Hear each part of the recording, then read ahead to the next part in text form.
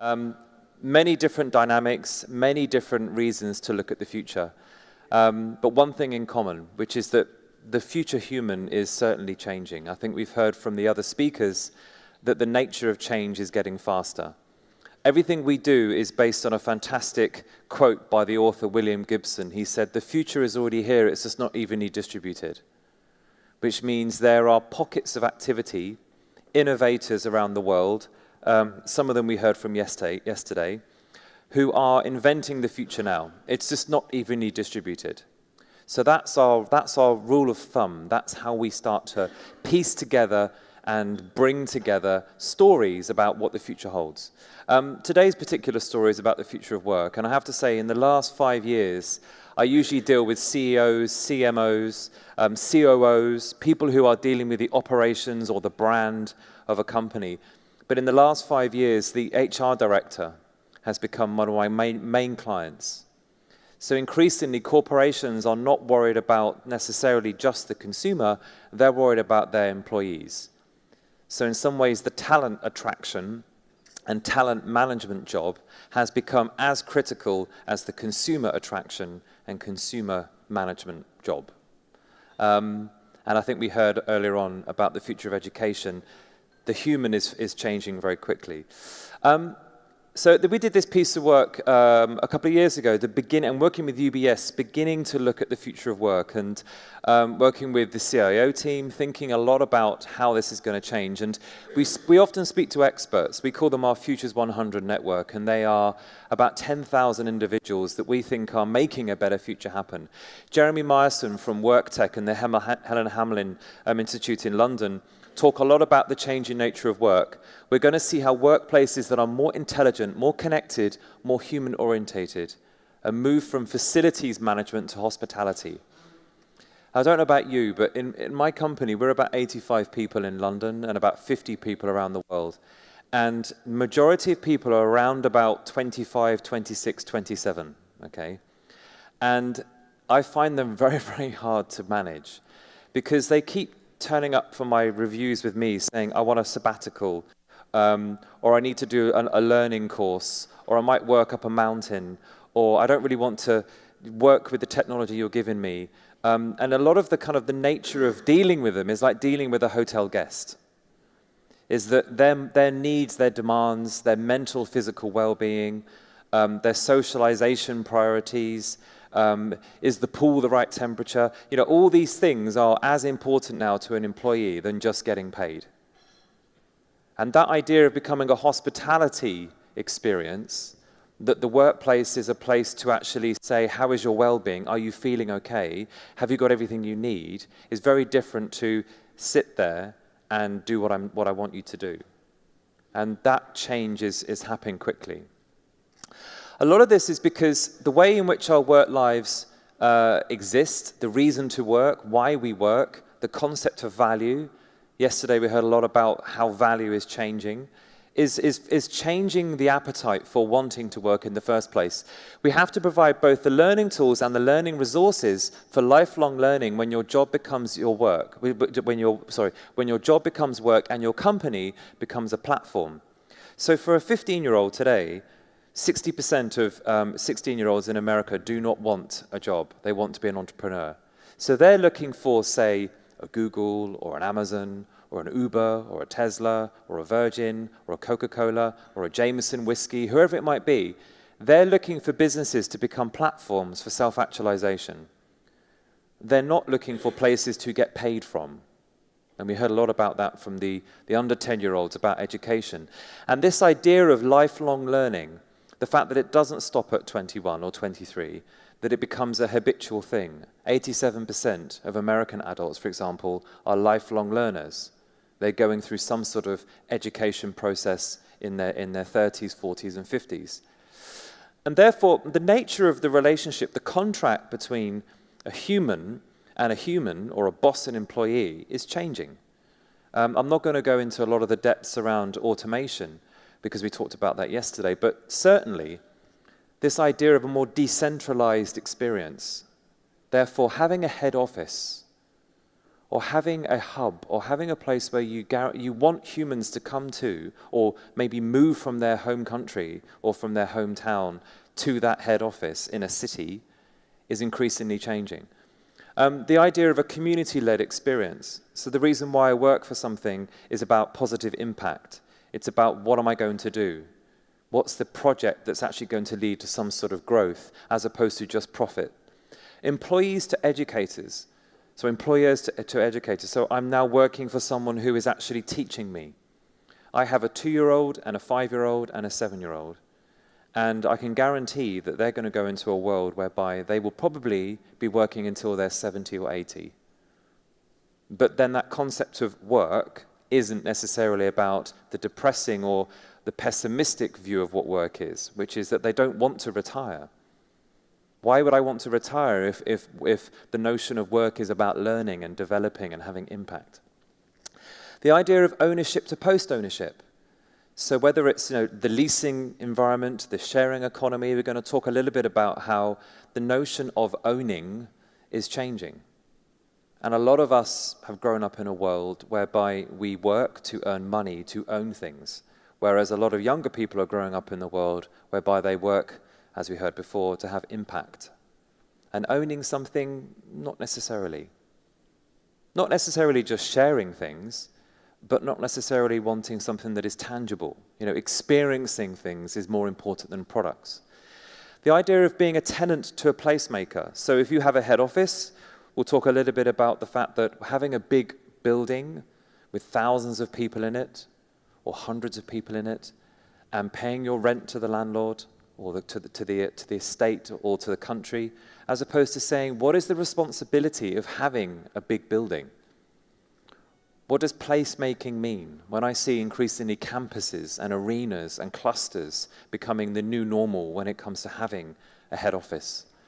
And then lastly, the importance of collaboration and how the interbusiness, the nature of the intercourse between competitors, markets, sectors, the lovely, interesting play when it comes to being collaborative. And we'll talk, so these are some of the things we're going to talk about this morning.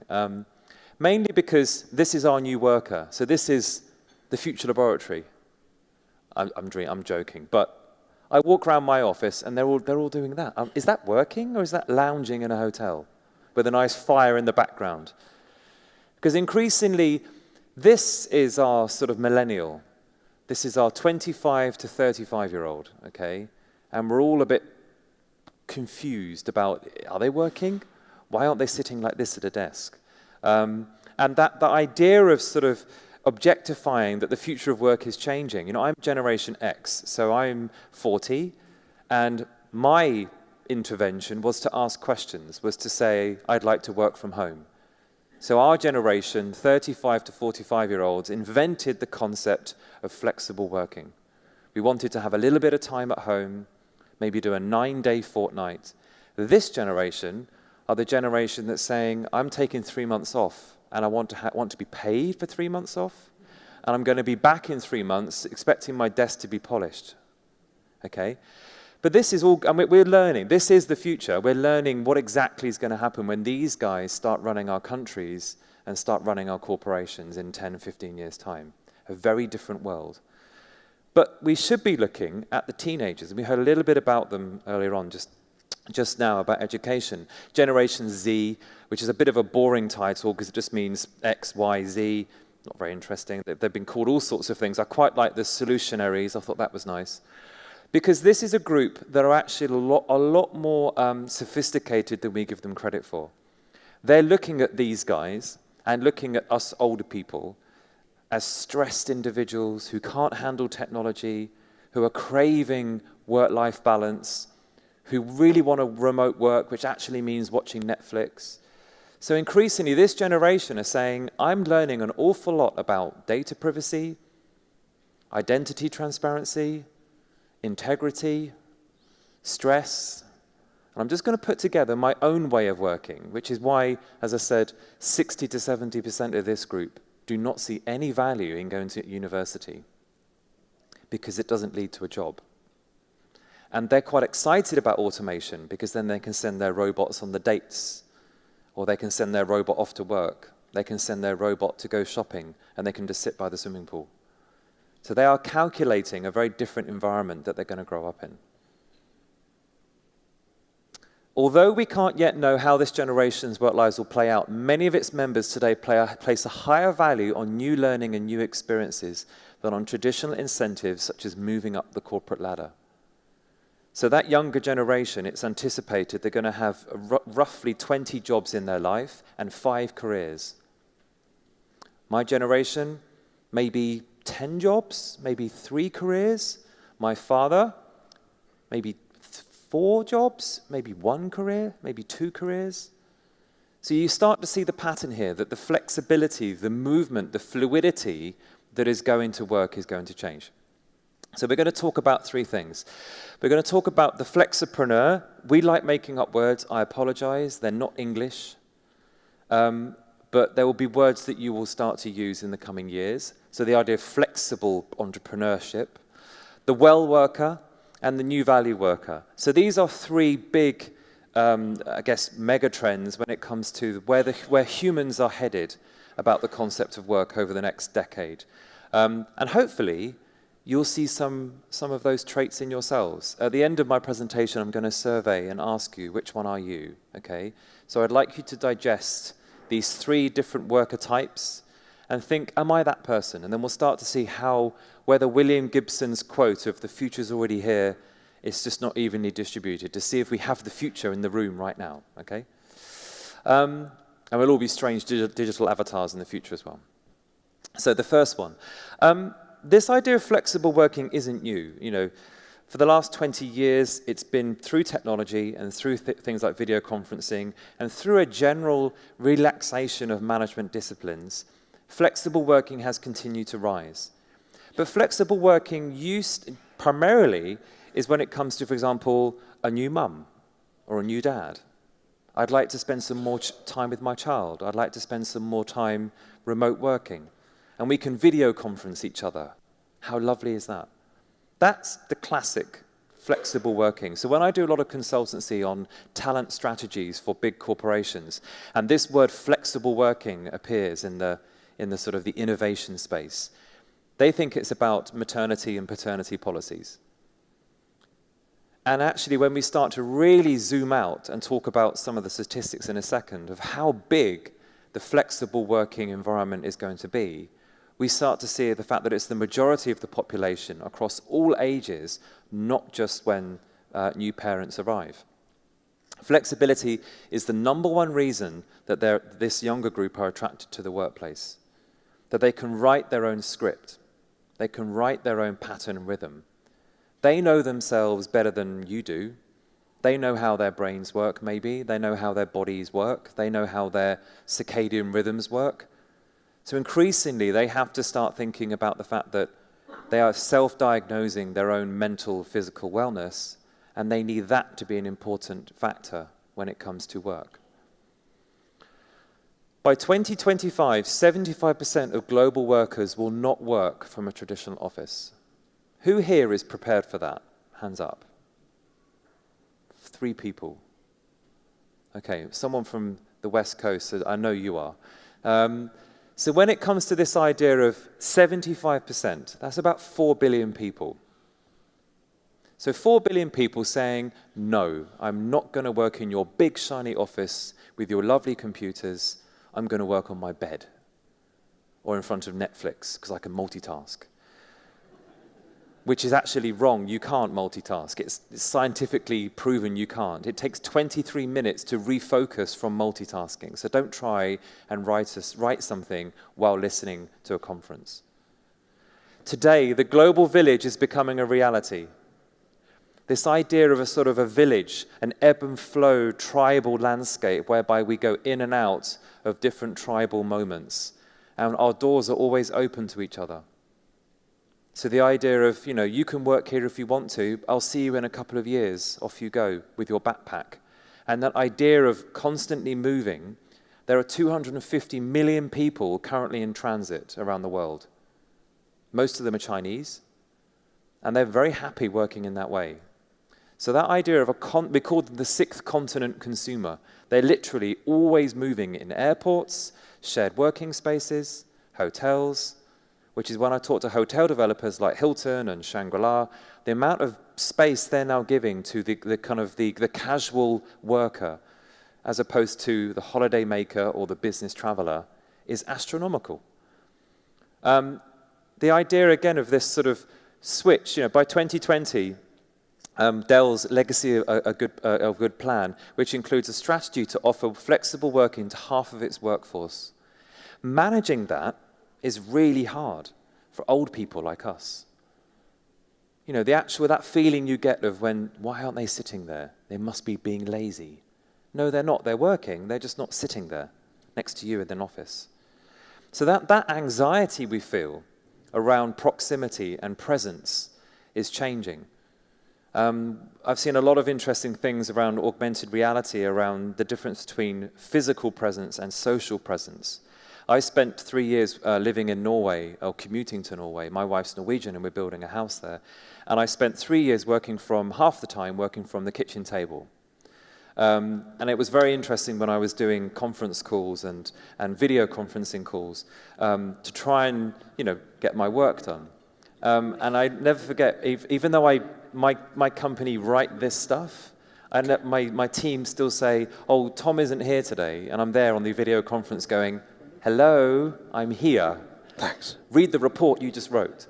But that idea of being physically present, which is how a lot of us still think, versus socially present, I don't need to physically be there, is important. Also, the idea of being effective. The younger worker is calculating their effectiveness, the return on their salary. They know that it's not necessarily about being present, but they also know that some of the new metrics, the new measures are changing things. And I was very excited about what was being said yesterday around artificial intelligence and how the rise of artificial intelligence and then the rise of human ingenuity, so AI and HI.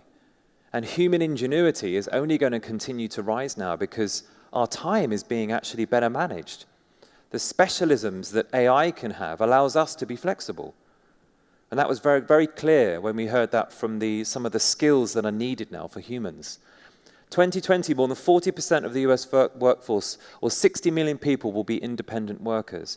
And that idea of as some of the language of empowerment, independent, self-governing, self-centric, self-actualizing.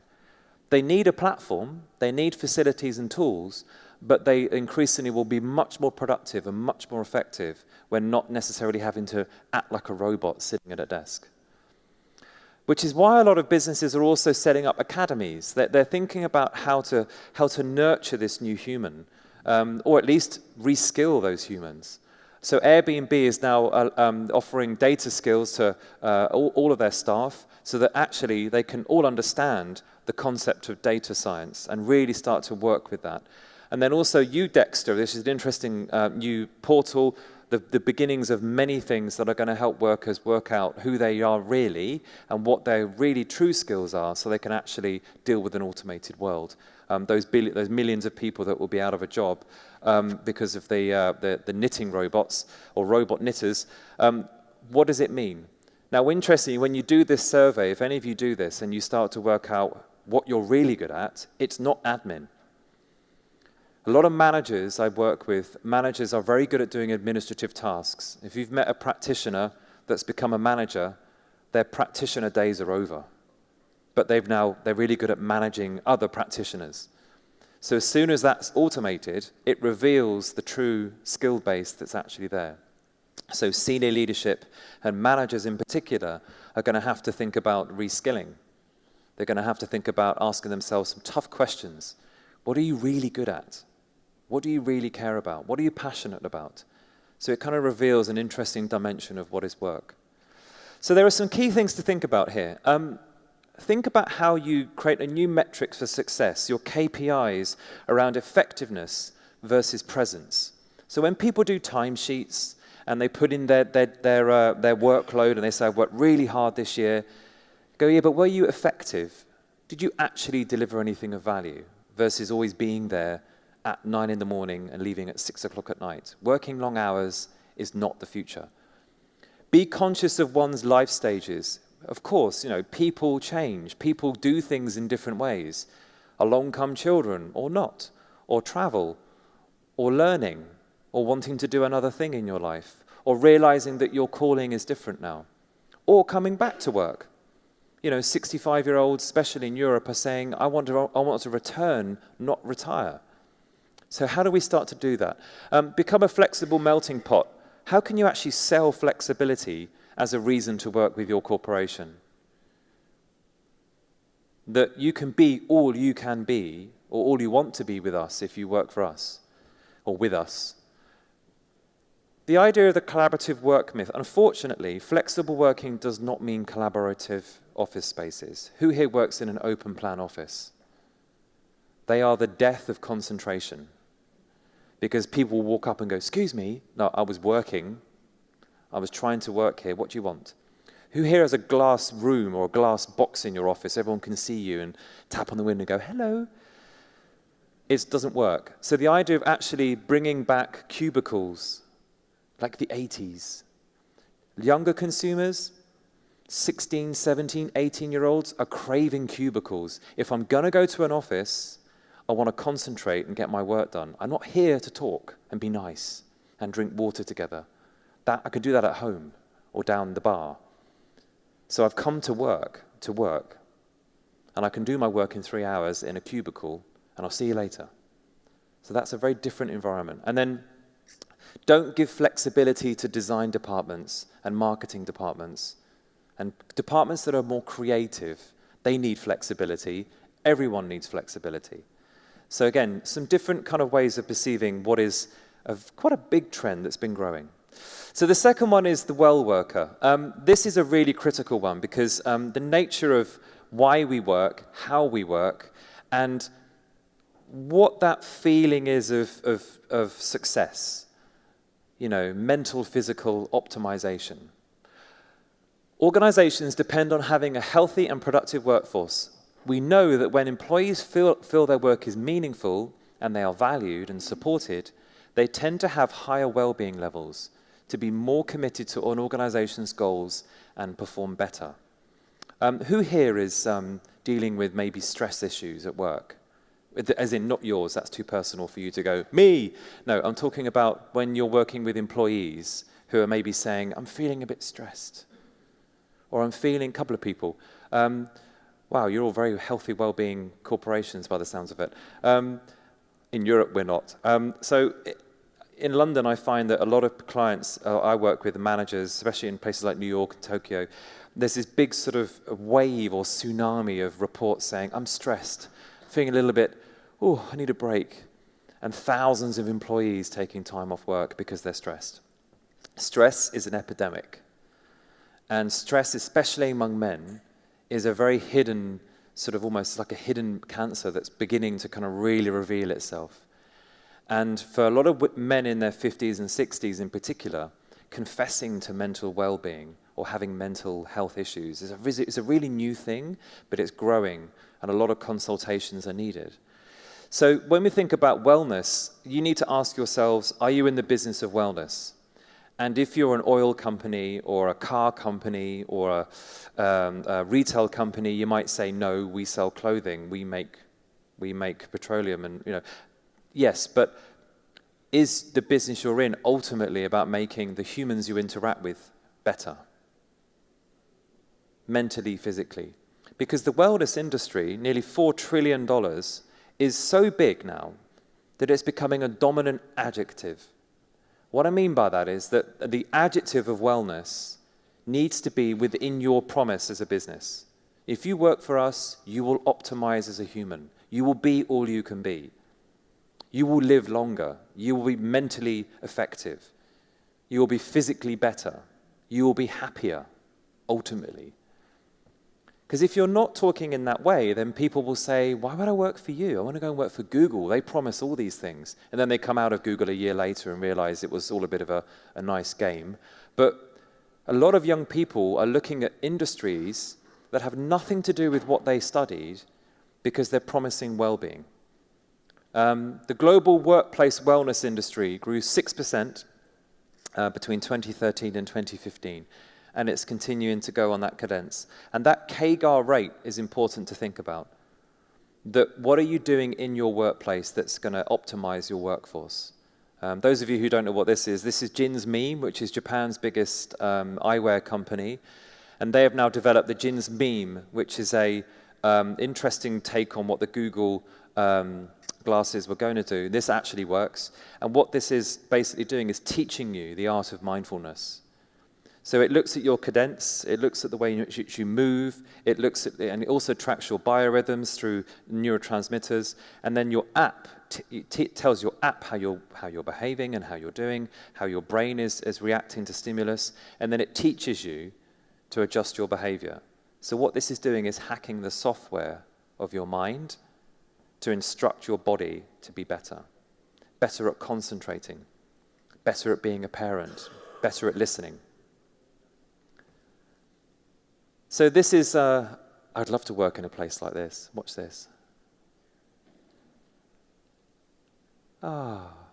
Just hang out all day long.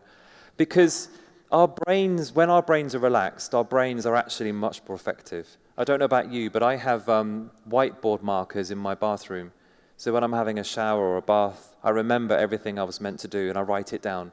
And then my children come in and go, yeah. I'm like, no. That was the formula for the solution of the world. But the point being that our brains are not very good at being dictated to, like the fact that dictatorial workplace environments do not work. Yes, positive stress is a good thing. A positive deadline can actually force creativity. It can force ingenuity. You have 1 hour and to crack the problem. Our brains can do amazing things. But when that repetition happens for 40 years of a lifetime, it starts to kill the human mind. So we are increasingly embracing this sort of more emotional side of things, especially when it comes to emotional intelligence. So EQ is now the 6th most sought after MBA skill within INSEAD, Harvard, Stanford, etc. So you've got men, again, in particular, learning about emotional intelligence. It doesn't come naturally to men, the way our brains work. Women, it's a natural gift. And thank you for being emotionally intelligent. We need that kind of skill base, which is why it is now a female age, not a male age. That's a whole different presentation. Some men looking very uncomfortable now. And I was saying to some of you at dinner last night that Linda Stone, the ex-VP of Microsoft, famously said if it was called Lieben Sisters, we wouldn't be in this situation. I agree. Because this is a female way of approaching the workplace. It's not a male way. There's no linearity here. Male brains love to think in lines. Female brains love to think in circles. So more of us are learning to understand the benefits of this kind of thing. Staff productivity goes up when emotional well-being is higher. Of course it does. Happiness equals productivity. But putting that at the bottom of a profit and loss account, measurement, return on happiness, at a board level, it is mandated that a board has to have legal and finance. It's not mandated that it has to have creativity and empathy. Chief Empathy Officer. Chief Creativity Officer. So when the robots are running our world, that's the only stuff we're left with, empathy and creativity and imagination. So we're going to have to start getting ready for a metric that measures the return on this. And luckily, because of things we spoke about yesterday, we have more technology now to really understand what's going on in our brains and in our bodies. 37% of employees worldwide are disengaged and dissatisfied with their work environment. That's not good. The fact that I increasingly am just not getting anything as a human from my work environment. 70% expect new technologies to help them innovate their productivity. 69% allow them to be more agile. And agility is one of the key human traits of the future. That idea of being ingenious. The fact that I can flex and I can pivot and I can be resilient and fail fast and learn. This is Herman and Miller's new OS system. So Herman and Miller, who make chairs and other things, this is their new OS system. So they've moved into being a software business. So this, something you might be scared by this, but this uses galvanic response to, materials. So when you're touching your desk, your product, all the Internet of Things, your manager can see your stress levels, your insulin levels, your alcohol levels, everything. And because obviously the future of the workplace is about access to your Facebook and your Instagram and your WhatsApp and everything, then there would be no longer a need for a manager to have an HR meeting with you, because they'll know you're leaving. They'll know you're happy. They'll know when you're sad. They'll know when you've just done something at home. Who's ready for this level of transparency? Hands up. One person. Or not. So again, a young consumer goes, or a young worker is saying, well, unless you know all of this, how can you be sentient? How can you understand me if you don't know all of that?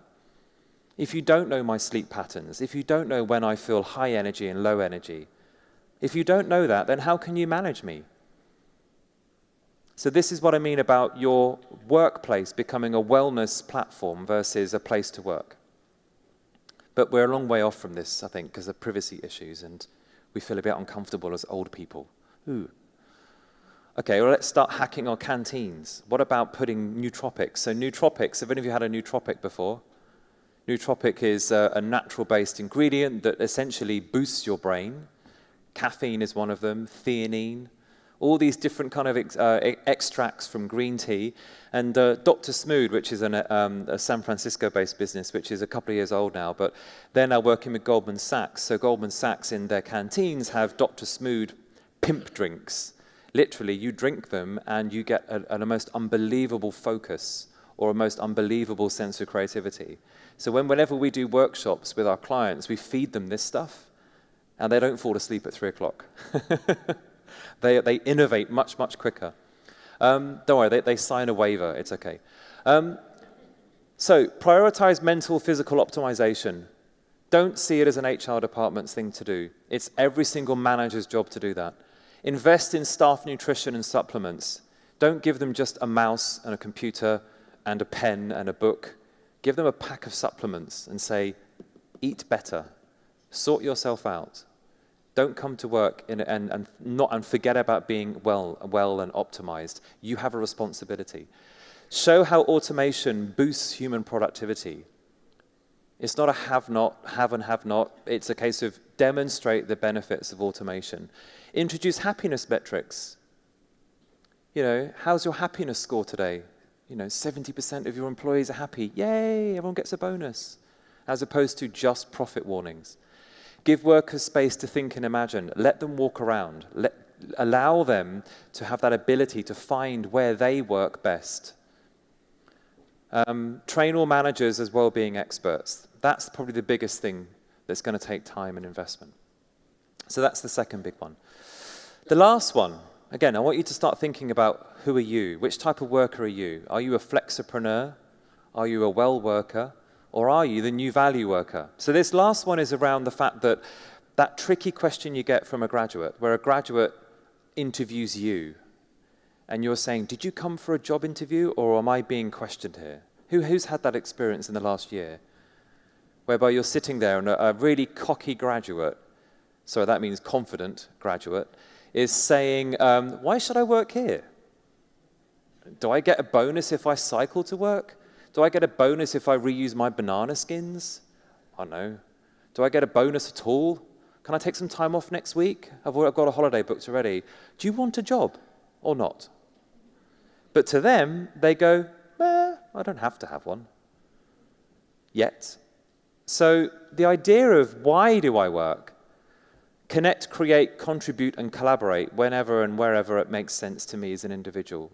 That question of purpose is growing. So, 65% of workers in China, Germany, India, the UK, and the US want to work for an organization with a powerful social conscience. Uber, for example, Uber movement. Uber, in one part of the brand perception, is not doing very well with Uber slaves and the whole sort of banning of Uber because it's disintermediating in a lot of industries. However, when Uber starts to sell their data to transform Manhattan or Seattle or the way a city is built because all the drivers are transmitting public information, then a 12-year-old might say, well, Uber is saving the future of cities. I want to work there. It's not a cab company.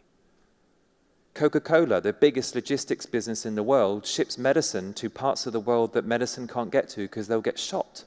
But a Coca-Cola bottle is available.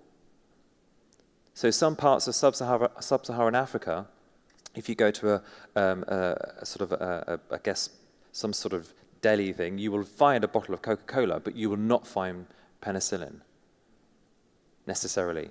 So they're using their logistics to get the product there. Again, a 12-year-old sitting there going, I want to work for them. They are the UN. I want to work for Coca-Cola. 89% of workers in the US believe that a purpose-driven organization has higher levels of employee satisfaction. Why am I working here? Why do you do what you do? Tomorrow morning, now that'd be Saturday, so you're going to be sunbathing. On Monday, when you go back to work, or you're dealing with colleagues and said, I learned something in Cabos. What exactly are you going to ask that question? Like, why? Why do you do what you do? And then ask yourselves 5 times. Keep going. Why? That's why they're called Generation Y, by the way, is because they keep asking why. Because they want to know, why exactly are we making money? Again, no longer supporting capitalism. Again, beginnings of political stances. So, a lot of this is around this sense of citizenship. I want to know that I'm a citizen and that I'm working on something for the greater good of my nation. It's not about claiming purpose where it doesn't exist, but about really enabling change. And that's tricky. This example here, this is by Caring, which is a big fashion group. They're working with Central St. Martin's. This is their My EP&L app. Now, currently, this is a B2B thing. So if I'm a provider, like a supplier for Stella McCartney or Balenciaga, I can look at my footprint and make sure that my value chain is sustainable. The next step for this is to give it to consumers. When you look at the sustainability problem when it comes to fashion, it's that 40% of the footprint comes from when people are buying the product and then using the product for the rest of their life or for a couple of years. So it's not necessarily factories or the beginnings of manufacturing all the way through. It's actually the user within the fashion industry, in this case, that is the biggest sustainability issue. So this is about teaching the human to take responsibility for their actions. So again, if I know that, okay, I've got the Adidas Live My Life Better app, I like Adidas. They're teaching me to be a better human and not just buy trainers from them. So it starts to unravel the nature of why I work and why I do something. Facebook, again, is working with local government officials in California to build affordable housing for a local community as part of its Willow Campus project. So Facebook becoming a landlord. Amazon have plans to build towns all over America called Amazon. You are born, you live, and you die in Amazon, which could be interesting. The idea of value. 63% of our younger teenagers express the desire to study entrepreneurship. We just heard about that. Sharing economy revenues will grow 35% per year. So sharing, not owning. And the sharing economy is just beginning to grow. What exactly is that? And blockchain we heard about yesterday. I want to make a difference. I want to have special meaning. And this is where luxury is headed. You know, we do a lot of work with luxury consumers, and that's where it's headed. The social kudos of doing something, having impact, is more important than having a Balenciaga bag. Especially in places like China. Showing good face is increasingly about actually doing something, not just owning something. So it's changing. And actually a lot of younger luxury consumers in China are changing the nature of why they do what they do to have social impact. So, relax about star performers building online personal brands. Like if someone works for you and they go, is this benefiting my Instagram profile? Or am I getting more likes on Facebook if I work for you? Don't worry about that. That's just the nature of it. So increasingly, I'm only going to work for your corporation if it makes my social rating good. And I'm going to be very transparent about that.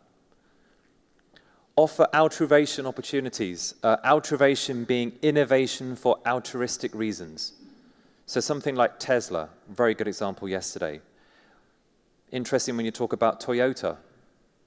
developing hydrogen cell technology and giving away the patents to actually transform the industry to move to a place that's better. Therefore, if I'm a young worker, I'm thinking, I want to work there. They're doing something that's altruistic and innovative. Be very transparent about your operating principles.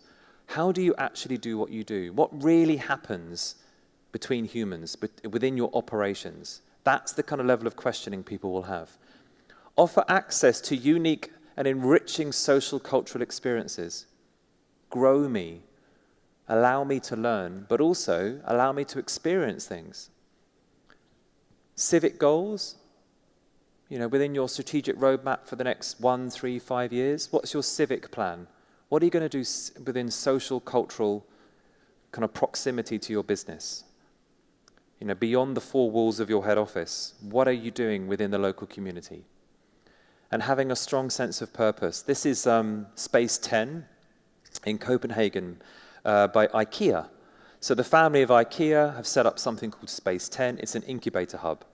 You can go there, become a resident, and if you're a technologist, a scientist, an academic, an author, you go there, and IKEA set the challenge. What is the future of farming? What is the future of education? And then the people that have a residency there, and it's a very cool space in the meatpacking district of Copenhagen, they collaborate, they come together, they project work it, and they come up with solutions, and then the IP is released. So again, if I'm a young individual thinking about working for IKEA, and this is my front door versus the IKEA recruitment office, then I'm seeing IKEA in a very different way. Now, at the moment, this is very unbranded. IKEA aren't saying IKEA like they normally do. They're saying it's a more, a subtle approach into the business. So it's developing these different inroads into your organization. Okay, little test, I think, now, if we can. So I'd like to ask you the question, if we're going to quickly flip that screen. So based on what I said, the flexipreneur, the well worker, and then the new value worker, which one do you think you are today? Let's see what you say.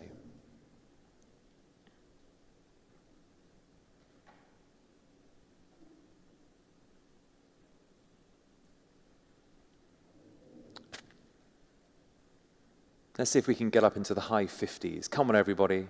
Now's the time to vote. I feel like I'm doing the national lottery. Okay, so most of you are saying, nearly saying, that I think you are flexible. Now, is that a senior leadership position you're in? That you can do what you want? Are you embracing that within your corporations? Maybe, maybe not. Well work is interesting. I think that's probably the most interesting one for me, is because that is the recognition that you understand the importance of mental, physical optimization. The challenge, I think, with all of this is, how do you take it down into your organizations so that they become your marketing tool? I hope you enjoyed that. Thank you very much. Thank you. Thank you.